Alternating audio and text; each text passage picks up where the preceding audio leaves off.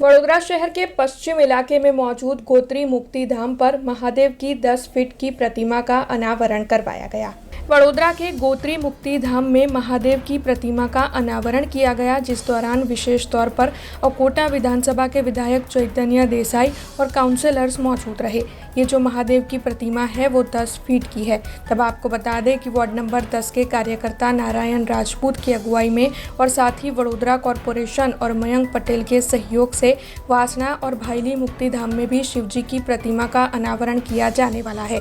आपको ये जानकारी भी दे दें कि इलाके के काउंसिलर उमन भाई, नितिन डोंगा, साथ ही अवनीबेन और लीलाबेन मकवाणा के सहयोग से इस प्रतिमा का अनावरण हो पाया है। तब इस बारे में अकोटा विधानसभा के विधायक चैतन्य देसाई ने ज्यादा जानकारी दी है।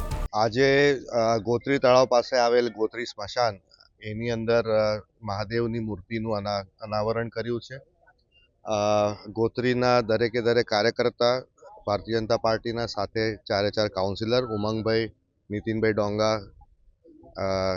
અવનીબેન અને લીલાબેન મકવાણા એ બધાના સંયુક્ત પ્રયત્નોથી આજે અહીંયા આગળ એનું અનાવરણ થયું છે અને જય ભોલે યુવક મંડળ એનું સતત સેવા કાર્ય કરશે એ પ્રકારની વ્યવસ્થા અહીંયા કરી અને શંકરજીનું મૂર્તિ મૂકવામાં આવી છે।